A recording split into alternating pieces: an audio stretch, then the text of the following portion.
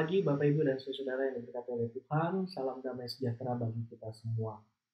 Pagi ini kembali lagi dalam program Morning Call GPIB bersama dengan saya Pendeta Agus Cornelius Tamawidi yang saat ini melayani sebagai Pendeta Pelayanan Umum GPIB selaku dosen tetap di Fakultas Teologi Universitas Kristen Duta Wacana Yogyakarta. Mulai hari ini saya mengajak kita merenungkan firman Tuhan yang kita baca dari Injil Lukas pasal 18 ayat 15 sampai 17. Sebelumnya, mari kita berdoa. Ya Tuhan, saat ini kami hendak membaca dan merenungkan sabda-Mu di dalam kehidupan kami. Kami mohon bimbingan Roh Kudus sehingga kami dapat merenungkan sabda-Mu melalui semua kelemahan dan keterbatasan pikiran dan perkataan manusia ini. Dalam Kristus kami mohon. Amin. Bapak Ibu dan Saudara, kita membaca dari Injil Lukas pasal 18 ayat 15 sampai 17 yang menyatakan demikian. Orang-orang membawa juga anak-anak kecil kepada Yesus supaya ia menyentuh mereka. Melihat itu, murid-muridnya memarahi orang-orang itu. Namun Yesus memanggil mereka dan berkata, "Biarkanlah anak-anak itu datang kepadaku dan jangan halang-halangi mereka. Sebab orang-orang seperti inilah yang memiliki kerajaan Allah.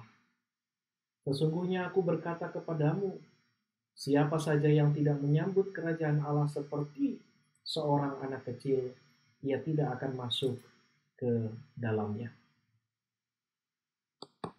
Hari ini melalui firman Tuhan dalam Injil Lukas pasal 18 ayat 15 sampai 17, kita akan merenungkan momen penuh kasih dan kebaikan yang dialami oleh Tuhan Yesus ketika ia bertemu dengan anak-anak. Pesan ini tidak hanya relevan untuk kita dalam kehidupan sehari-hari, tetapi juga memberikan panduan berharga dalam merespon pergulatan politik di Indonesia yang saat ini sedang terjadi. Konteks teks kita adalah respon Tuhan Yesus terhadap orang-orang yang merasa lebih tinggi daripada yang lain dan merendahkan orang lain.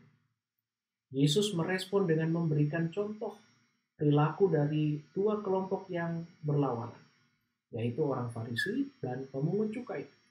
Lalu menyimpulkan dengan kata-kata yang kuat di ayat 14 sebelum bacaan kita yang mengatakan, "Sebab barang siapa meninggikan diri, ia akan direndahkan. Dan barang siapa merendahkan diri, ia akan ditinggikan." Setelah kisah itu, perhatian kita segera dialihkan kepada anak-anak yang datang kepada Yesus. Orang tua membawa anak-anak mereka kepada Yesus dengan harapan agar mereka dapat merasakan kasih dan belas kasihan Yesus. Ini adalah tindakan yang penuh kasih, mencerminkan kepedulian yang mendalam terhadap masa depan anak-anak. Namun apa yang terjadi selanjutnya cukup mengejutkan. Para murid dengan pandangan yang berbeda melihat kedatangan anak-anak justru sebagai gangguan. Di dalam konteks sosial zaman Yesus pada saat itu, seseorang akan dianggap memiliki status sosial jika dia dapat memberikan kontribusi. Sedangkan anak-anak kurang dihargai karena sering dianggap tidak dapat memberikan kontribusi apapun. Itulah sebabnya para murid merasa bahwa anak-anak ini tidak memiliki kontribusi berarti dan hanya akan merepotkan Yesus saja. Anak-anak dalam tatanan sosial saat itu dianggap sebelah mata. Namun Yesus menunjukkan pandangan yang sangat berbeda. Dia melihat tindakan para murid sebagai penghalang bagi anak-anak yang memiliki tempat dalam kerajaan Allah. Dengan tegas Yesus memberi perintah, "Jangan kamu menghalang-halangi mereka, sebab orang-orang yang seperti itulah yang empunya kerajaan Allah." Yesus akan ingin kita memiliki sikap tulus, rendah hati, dan tanpa pamrih yang ditunjukkan oleh anak-anak dalam momen ini. Anak-anak mengajarkan kita beberapa aspek penting yang patut dicontoh. Misalnya anak-anak bertindak tanpa memikirkan imbalan atau penghargaan. Karena itu kita diajak untuk dapat melayani dengan tulus tanpa mengharapkan imbalan pribadi. Atau anak-anak biasanya memiliki sikap tanpa prasangka, tanpa kesombongan, dan tanpa ambisi yang berlebih-lebihan. Namun dia lembut hati dan rendah hati. Karena itu kita diajak untuk membebaskan diri dari sifat sombong, ambisi berlebih, dan prasangka dalam interaksi dengan sesama. Anak-anak juga biasanya memiliki kepercayaan dan ketergantungan yang kuat kepada orang-orang yang mereka andalkan. Karena itu kita harus memiliki kepercayaan dan ketergantungan yang sama seperti anak kecil dengan relasi kita kepada Tuhan dengan tulus. Teks ini juga mengajarkan kepada kita tentang sikap yang perlu kita miliki dalam iman kita dan dalam respon dinamika politik di Indonesia akhir-akhir ini. Dalam kontestasi politik saat ini, ajaran Yesus ini memiliki implikasi yang sangat relevan. Berbicara soal keadilan sosial, maka kita harus menjadi pembela keadilan sosial. Memastikan bahwa semua lapisan masyarakat mendapat perlakuan yang adil, terlepas dari status sosial mereka. Berbicara soal inklusivitas, kita harus memperjuangkan inklusivitas dalam politik, mendengarkan semua suara, dan memastikan bahwa semua orang memiliki akses yang sama kepada sumber daya dan peluang.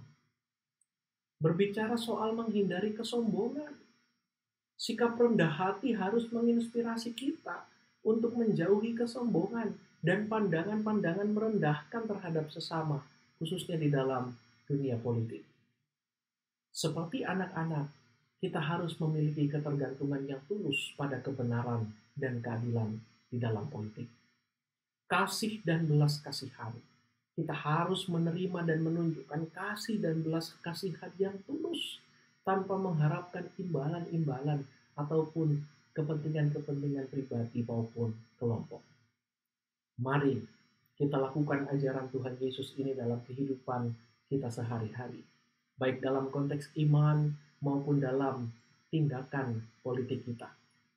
Melalui sikap yang tulus, rendah hati, tanpa pamrih, kita dapat berkontribusi dalam membangun masyarakat yang adil dan inklusif, serta menciptakan perubahan-perubahan positif dalam dinamika politik di Indonesia. Dalam kerajaan Allah yang Yesus ajarkan, tidak ada pemisahan, bahkan penyisihan antara orang-orang dari berbagai status sosial. Kita diingatkan untuk selalu mengutamakan yang terpinggirkan dan terlupakan dalam masyarakat. Karena kerajaan Allah merangkul semua orang tanpa memandang status sosial. Ajaran ini merupakan kritik terhadap ketidakadilan sosial yang sering terjadi. Dan Tuhan Yesus mendorong kita untuk bersikap rendah hati dan berbagi perhatian dengan mereka yang tersisihkan. Mengapa Yesus sangat menekankan sikap ini? Karena dalam kerajaan Allah, kesetaraan adalah kunci.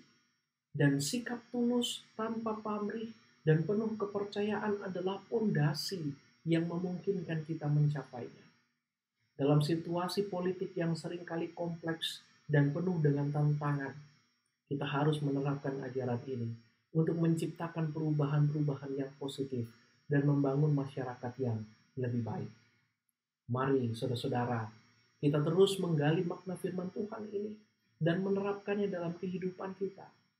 Dengan menjalani sikap yang tulus, rendah hati, dan penuh kepercayaan kepada Tuhan, kita dapat berjalan di jalan yang Tuhan tunjukkan menuju kerajaan Allah, di mana Allah meraja di atas segala muka bumi ini.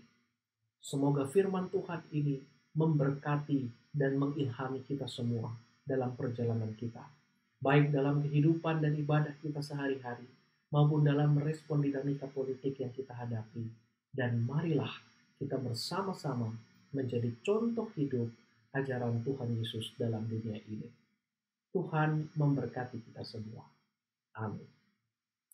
Mari kita bersatu di dalam doa. Tuhan, kami bersyukur atas firman-Mu yang boleh kami renungkan hari ini. Bimbinglah kami agar menerapkan sikap tulus, rendah hati, dan penuh kepercayaan dalam kehidupan. Berikan hikmat kepada kami untuk memperjuangkan keadilan sosial, inklusivitas, dan menghindari kesombongan. Kami berharap kami dapat menjadi berkat bagi masyarakat kami. Terima kasih ya Tuhan. Semoga kami selalu menjadi teladan ajaran Tuhan Yesus dalam dunia ini. Dalam Kristus kami berdoa. Amin. Saudara-saudara yang terkasih, demikianlah Morning Call GPIB hari ini. Bersama dengan saya, Pendeta August Cornelius Tamambi, yang saat ini melayani sebagai Pendeta Pelayanan Umum GPIB, selaku dosen tetap di Fakultas Teologi Universitas Kristen Duta Wacana, Yogyakarta. Selamat beraktivitas dalam cinta kasih Tuhan. Selamat pagi, Tuhan Yesus memberkati.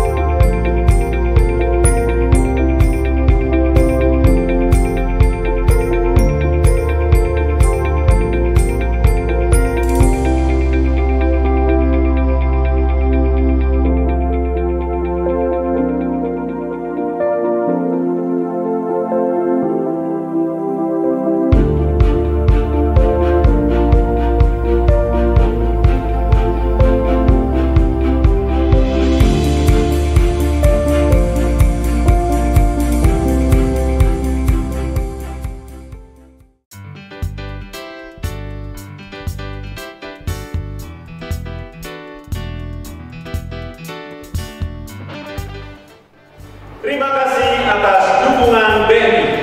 Semoga BNI tetap maju dan semakin jaya. BNI melayani bangsa.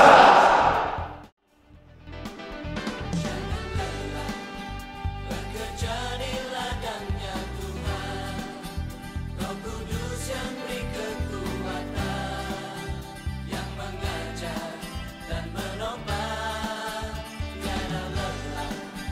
Bekerja bersamamu Tuhan, yang selalu mencukupkan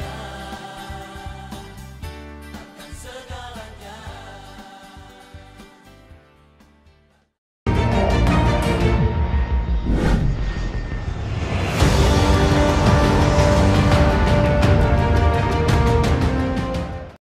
Sekolah Tinggi Ilmu Kesehatan, Gria Husada Surabaya, membuka penerimaan mahasiswa baru tahun ajaran 2023 sampai 2024.